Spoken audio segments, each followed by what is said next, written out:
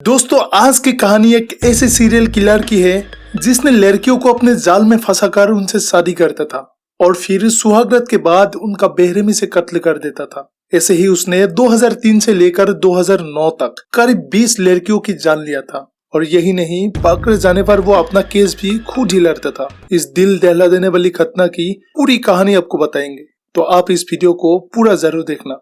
नमस्कार, मैं हूँ फ्रांजीत और आप देख रहे हैं सोच XYZ की एक नई कहानी है कर्नाटक की, खास करके साउथ कर्नाटक की कुछ नामी गिरामी शहर की।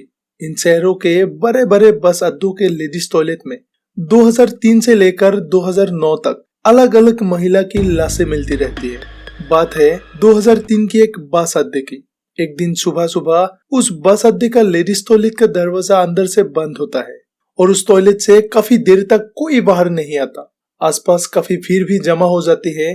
फिर कुछ देर बाद बस अड्डे का एम्प्लॉय आते हैं और दरवाजा तोड़कर जब अंदर देखते हैं तो एक महिला बेहोशी की हालत में मिलते हैं। फिर आसपास के लोग महिला को नजदीक के अस्पताल ले जाता है और खास बात ये थी कि वो महिला दुल्हन के लिबास में होती है। फिर पुलिस बुलाया जाता है और हॉस्पिटल में डॉक्टर जब उसको देखता है तो उस औरत मर चुकी थी और जब पोस्टमार्टम के रिपोर्ट आते हैं तो पता चलता है कि उसने पॉइजन खाया था। आसपास के लोग से पूछा जाता है तो कोई आइडेंटिफाई नहीं कर पाता। फिर पुलिस नियम के तहत शव को 48 आवर्स तक थाने में रखने का फैसला करती है और हर तरीके से लड़की की पता लगाने की कोशिश करती है। और जब वो समय बीत जाता है तो पुलिस उस औरत का अंतिम संस्कार कर देती है। अब दूसरी चौंकाने वाली बात ये थी कि लड़की दुल्हन के लिबास में तो थी, लेकिन जेवर एक भी नहीं था, जब दुल्हन आमतौर पर जेवर पहनती है। खैर, थोड़ी दिन गुजरता है। एक दूसरे जिले के एक बस अड्डे में सेम इसी तरीके से टॉयलेट में एक लड़की की लाश मिलती है। वहाँ पे भी पुलिस आती है और देखती है कि लड़की दुल्हन के कपड़े पहने हुए है, लेकिन जेवर एक भी नहीं था। इन दोनों केस में दरवाजा अंदर से बंद होता है, तो जाहिर सी बात है कि अंदर से दरवाजा बंद होने पर कोई बाहर का व्यक्ति तो किसी अंदर के व्यक्ति को नहीं मार सकता। इसीलिए पुलिस इन दोनों घटनाओं को जहर खाने की वजह से सिर्फ आत्महत्या मानती है और इन दोनों केस को बिना किसी खोजबीन के बंद कर दिया जाता है।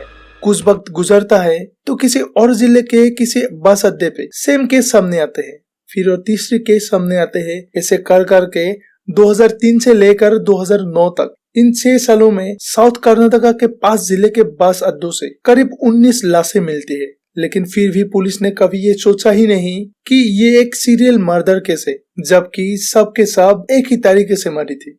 और इसमें एक सोचने वाली बात ये होती है कि इन सभी 19 घटनाओं में किसी भी महिला का कोई भी परिवार का कोई व्यक्ति सामने नहीं आता और ना ही कोई उन्हें जानता है, क्योंकि ये सभी अलग अलग जिले से होती है और उन सभी के परिवारों को ढूंढना पुलिस के लिए भी बेहद ही मुश्किल होता है। लेकिन अब इस कहानी में एक नया मोड़ आता है। 2009 का सितंबर का महीना था। कर्नाटका के बंतुवाल पुलिस स्टेशन के बगल में एक बस अड्डा होता है। उस बस अड्डे के वॉशरूम में एक दिन सुबह सुबह एक और लड़की की लाश मिलती है। ये लाश भी उन 19 लाशों की तरह ही थी। जिस लड़की की लाशें मिलती है उसका नाम था अनीता।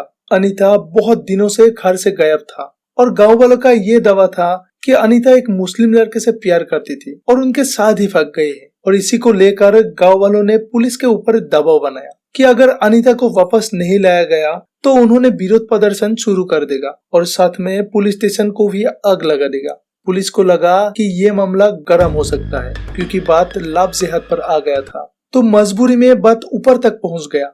जब पुलिस ने जांच के दौरान इस खबर को आसपास के जिले में फैला दिया तो बंतवाल पुलिस स्टेशन से एक लड़की की लाश मिलने वाली खबर को रिलेट किया। जब पुलिस ने ठीक से आइडेंटिफाई किया तो वो अनीता ही होता है। पुलिस ने और अच्छे से जांच करना शुरू किया। सबसे पहले अनीता का कॉल डिटेल चेक किया गया तो पुलिस को ये मिलता है कि गायब होने से पहले अनीता डेली रात को एक नंबर पे सबसे लंबी लंबी बातें किया करता था। पुलिस उन नंबर का पता लगाकर उनके घर तक पहुंच जाती है। जब घर तक पहुंच जाता है तब पुलिस को पता चलता है कि वो नंबर एक महिला का है और वो महिला 1 साल से गायब है।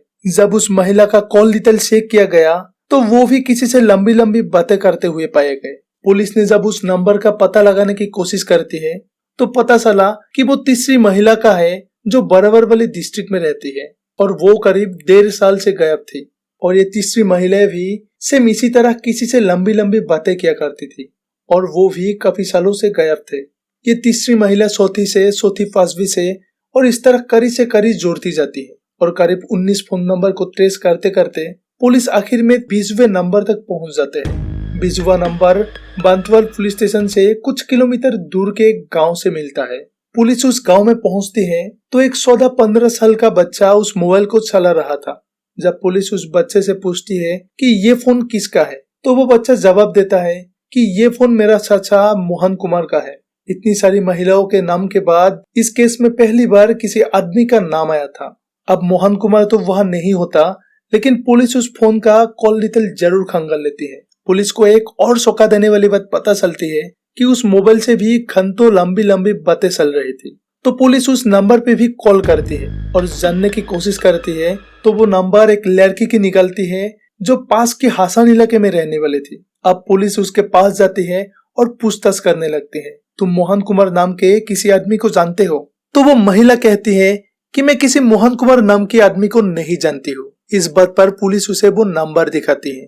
तब वो महिला कहती है कि वो बात तो करती है, लेकिन उसने अपना नाम मोहन कुमार ना बताकर कुछ और बताया है। अब पुलिस को सब कुछ समझ में आ रहा होता है कि हो क्या रहा था इतनी सालों से। पुलिस उसी महिला को कहती है कि मोहन कुमार को फोन करो और किसी एक जगह पर बुला लो। महिला ठीक ऐसा ही करती है और फिर पुलिस आखिर मोहन कुमार को अरेस्ट कर लेती है और जैसे ही पूछताछ शुरू करती है तो वो अपना नाम बताती है, प्रोफेसर मोहन कुमार। लेकिन पुलिस की होश तब उड़ जाती है जब मोहन कुमार अपना जुर्म कबूल कर लेती है। वो बताता है कि उसने कुल 32 महिलाओं की जान ली है। अब पुलिस के लिए ये खुलासा दंग करने वाला था, क्योंकि पुलिस ने एक अनीता की केस को सॉल्व करने के लिए निकली थी। लेकिन इस बीच वह 19 फोन कॉल से जुड़ी करिया, इतनी सारी औरत के फोन नंबर, उसके बाद मोहन कुमार का मिलना और उसका 32 कत्ले कबूल करना, पुलिस इसलिए भी दंग रह जाती है क्योंकि कल तक पुलिस जिस बात से अनजान थी, उस वक्त साउथ इंडिया का सबसे बड़ा सीरियल किलर उसके सामने बैठा था, मोहन कुमार। फिर वो अपना कहानी बताना शुरू करती है। वो एक स्कूल का टीचर बताती है। वो पहले से ही एक शादी कर चुका था। उसके बाद वो एक दिन एक महिला के साथ जबरदस्ती करने की कोशिश करती है और जब वो महिला उसकी विरोध करती है तो वो महिला को एक नहर में धकेल देता है और वो ये समझकर वहां से चला जाता है कि वो महिला मर गई है। लेकिन वो महिला बच जाती है और पुलिस में रिपोर्ट लिखवाती है। पुलिस मोहन कुमार को अरेस्ट करती है और अटेम्प्ट टू मर्डर के केस में उसे जेल भेज देता है। लेकिन कोई सबूत ना होने के कारण वो इस केस से जल्दी बरी हो जाती है। लेकिन जेल जाने के फौरन बाद उसको टीचर की नौकरी से भी बर्खास्त कर दिया जाता है। इस दौरान मोहन कुमार का उसकी पहली पत्नी से तलाक हो जाता है, लेकिन कुछ दिन बाद दूसरी शादी कर लेती है और फिर दूसरी पत्नी होने के बावजूद वो तीसरी शादी भी करती है। उसके तीसरी पत्नी का नाम होता है श्रीदेवी। इस वक्त मोहन कुमार पूरी तरह से बेरोजगार था, इसीलिए वो पैसा कमाने की नए नए तरीके सोच रहा था।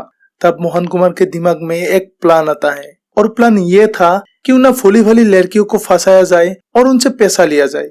फिर वो साइनाइड नाम की एक जहर का जुगाड़ कर लेती है और निकल पड़ती है अपनी प्लान की ओर। वो साउथ कर्नाटका के कोई भी डिस्ट्रिक्ट के कोई भी बस अड्डे में जाकर लड़कियों को फंसाना शुरू करती है और वो ऐसी लड़कियों को अपना शिकार बनाती है जिसकी शादी की उम्र हो चुकी है और जो बहुत दूर की है।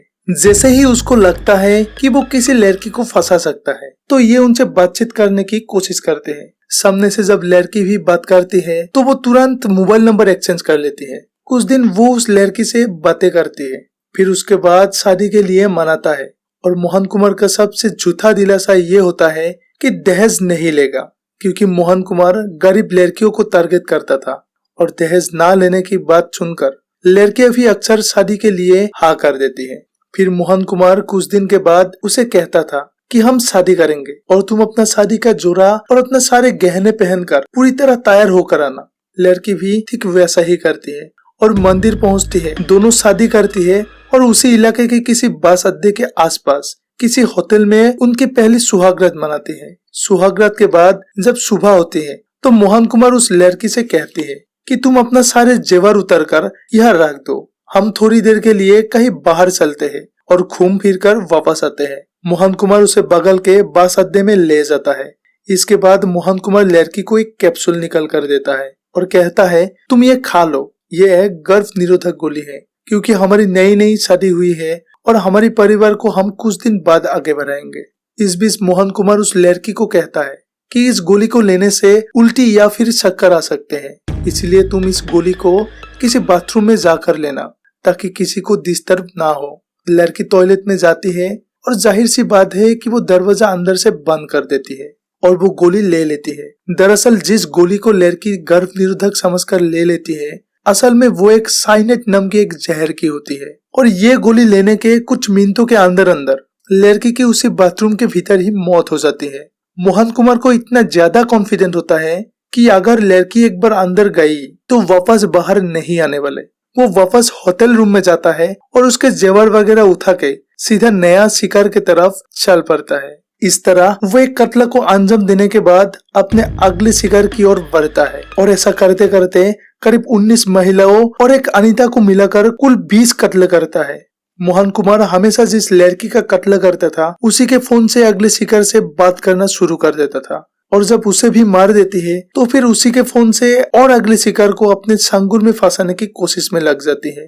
दोस्तों, थोड़ी देर पहले मैंने आपको बताया कि मोहन कुमार ने 32 कत्ल करने की बात कही थी, लेकिन पुलिस को सिर्फ 20 की ही सबूत मिले थे और बाद में उसी 20 को लेके मुकदमा चलना शुरू हुआ। इस केस के दौरान जब पुलिस ने मोहन कुमार को सरकारी वकील की बात कही तो उसने साफ मना कर दिया था और अपना केस खुद ही लड़ा, लेकिन फिर भी कुछ सबूतों और गवाहों के चलते बेंगलुरु के सेशन कोर्ट से मोहन कुमार को फांसी की सजा सुना दी जाती है और कुछ दिन बाद हाई कोर्ट के द्वारा इसी सजा को उम्र कैद में बदल दिया जाता है और अभी मोहन कुमार बेंगलुरु के ही जेल में उम्र कैद की सजा काट रहे हैं। दोस्तों, मोहन कुमार का इस कहानी को सुनकर पुलिस का सर शर्म से नीचे हो जाता है, क्योंकि जिस तरीके से उसने उन 20 कत्ल को अंजाम दिया, अगर पुलिस पहले या दूसरे कत्ल के वक्त ही इस केस को सीरियस लेकर काम करती तो शायद 1 या 2 कत्ल के बाद ही ये कत्ल पकड़ा जाता।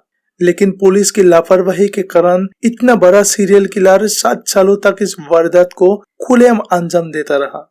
दोस्तों, ये थी आज की कहानी। अगर वीडियो अच्छी लगी तो वीडियो को लाइक और चैनल को सब्सक्राइब करने के साथ कमेंट बॉक्स में अपना राय जरूर लिखिएगा। मिलेंगे अगली और एक कहानी के साथ, तब तक अपना ख्याल जरूर रखिएगा।